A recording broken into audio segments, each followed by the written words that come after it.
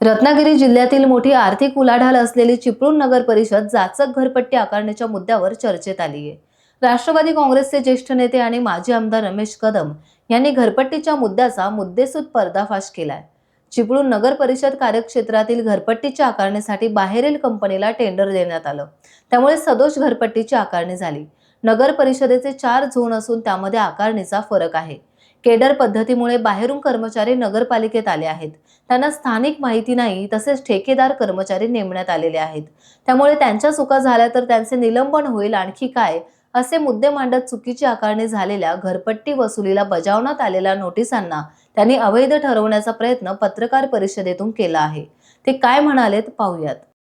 चिपळूण नगरपालिकेचा चतुर्थ आकारणीच्या संदर्भामध्ये नागरिकांना या ठिकाणी नोटिसा नगरपालिकेकडनं देण्यात आलेल्या आहे आणि त्यांचं जे हिअरिंग आहे ते हिअरिंग त्यांनी काहीतरी 27 तारखेला लावलं। आता वस्तुस्थिती अशी आहे की दर 4 वर्षांना नगरपालिकेचं पुनर्मूल्यांकन हे शहरामध्ये घेतलं जातं, पण हे मूल्यांकन घेताना जे नवीन इमले झालेले असतात त्या संदर्भातलं इमारतीचं प्रकर्षानं त्या ठिकाणी मोजमाप केलं जातं।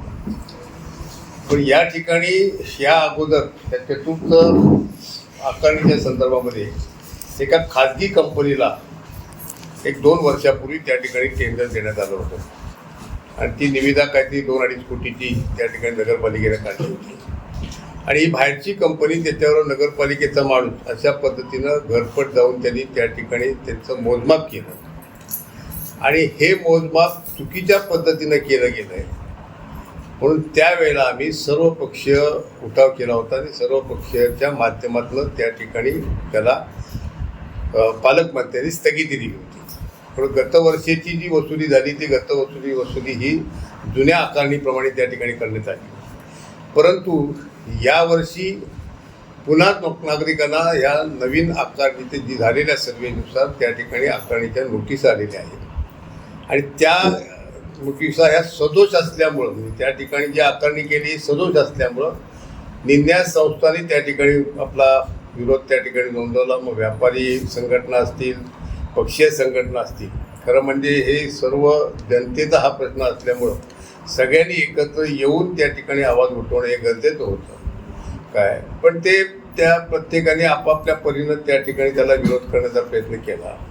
पण मुळात आधी त्याचा गाभा असा आहे की ही जी वस्तुस्थिती जी घरपट्टीची जी झालेली आहे, हे जे नवीन लोक आले होते ह्या नवीन लोकांनी ज्या घरांची मेजरमेंट घेतलेली आहे ही मेजरमेंट ही त्यांच्या लांबी रुंदीनुसार घेतलेली आहे, परंतु कायद्यामध्ये जे प्रोव्हिजन आहे त्या कायद्यामधल्या प्रोव्हिजनमध्ये त्या ठिकाणी आकारणी करताना संडास बाथरूम असतील तर ते संडास बाथरूम त्यातनं वगळले पाहिजे, गॅलरी असेल ती गॅलरी वगळली पाहिजे, परंतु या ठिकाणी जे मेजरमेंट घेतलं गेलं आहे ते संडासच्या टाकीचं सुद्धा मेजरमेंट घेतलं आहे। एखाद्याची गाडी उभी करण्यासाठी पत्र्याची साधी शेड बांधली असेल त्याचंही मेजरमेंट घेतलेलं आहे। एखादं त्या ठिकाणी पावसाचं पन्हाळ्यासाठी त्या ठिकाणी पुढे आपण दरवाजाच्या पुढे पत्रा लावतो तर पत्राही त्या मेजरमेंटमध्ये आलेला आहे। एखाद्यानं वरती स्लॅब करू नये म्हणून समजा त्या ठिकाणी वरती शेड उभी केली असेल तर त्या शेडची सुद्धा आकारणी त्याच्यामध्ये आलेली आहे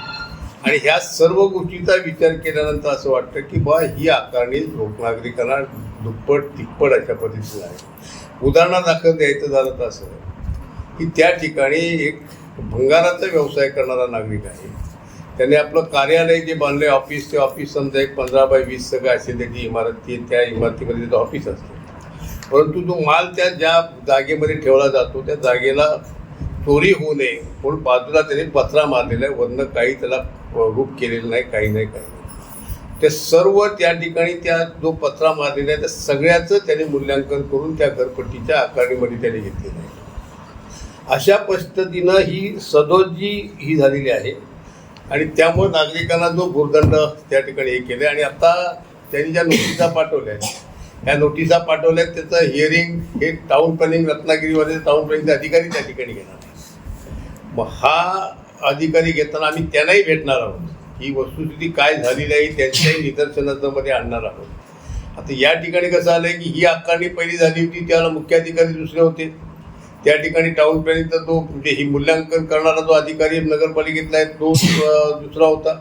आता जो आज नवीन आलाय त्याला काही ती महिना सुद्धा झालेला नाही. त्यामुळे इतकी सिच्युएशन काय झाली किंवा परिस्थिती काय झाली ती माहिती नाही. आता कंट्रोलिंग बॉडी नसल्यानंतर तो तसा प्रकार घडतो. परंतु ह्या बाबतीतलं कसं आहे की या अजूनपर्यंत नगरपालिकेचा स्टाफ होता तो सगळा लोकल स्टाफ होता. आता नगरपालिकांची केडर झाली आणि केडर झाल्यामुळं बाहेरचे कर्मचारी या ठिकाणी ट्रान्सफर होऊन येतात आणि इथले कर्मचारी दुसरीकडे जातात. त्या बाहेरच्या कर्मचाऱ्यांना या ठिकाणची सिच्युएशन माहिती नसते. काय लोकल असले बॉडी असली मग बॉडी असल्यानंतर माणूस मग विचार करतो. त्याला माहिती असते की बा अमुक ग्रस्त कुठे राहतो अमुक ठिकाणी राहतो. मग त्या ठिकाणी जर चुकीचं घेतलं असेल तर सांगू शकतो नाही बा त्याचं घर असं नाही असं आहे काय. आणि त्याचा संपर्क असतो. तसा कर्मचाऱ्यांचा संपर्क नसतो. त्यामुळे ते प्रत्यक्षात जाऊन काय करतात काय. पण आता बहुतांशी स्टाफ हा नगरपालिकेतला ठेकेदार पद्धतीने देतो. त्यांनी चुकीचा सर्वे केला त्याच्यावर कारवाई काय करणार. परमनंट कर्मचाऱ्यांवर कारवाई झाली तर सस्पेन्शन होईल किंवा त्याच्यात दुसरी कारवाई होईल. परंतु टेम्पररीला काय कमी करणं एवढंच कारवाई त्याच्यावर काय. आणि परमनंट लोक तेवढे नाही आहेत आज. भरती झालेले नाही. जे लोक रिटायर झाले ते झाले त्या बाबतीत जागा सगळ्या वेकंट आहे. जरा चुकीचं आहे. त्याच्यामध्ये कसं झालं आहे की त्यांनी जे ढोल पाडलेले आहे त्या शहराचे भौगोलिक परिस्थितीप्रमाणे आपण जो प्रश्न उपस्थित केला त्याप्रमाणे झोन पाडले. आता झोनमध्ये त्याने अ झोन, ब झोन, क झोन, ड झोन असे 4 झोन पाडले.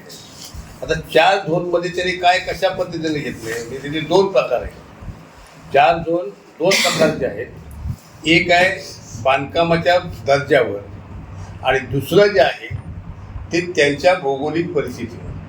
आता बांधकामाच्या दर्जावर म्हणजे कसं की जी RCC इमारती आहेत ज्यांच्यामध्ये सर्व सुविधा आहेत ज्यांना चांगलं लक्झरियस लाईफ आहे ते ए झोनमध्ये घेतलेले आहे. त्याच्यामध्ये बी झोनमध्ये RCC बिल्डिंग असेल परंतु त्याच्यामध्ये साधी मोझॅक टाईल्स असेल संडास बाथरूम असेल असं त्याच्यापेक्षा कमी सुविधा ज्या बिल्डिंगमध्ये असतील ते बी झोनमध्ये घेतलेले आहे.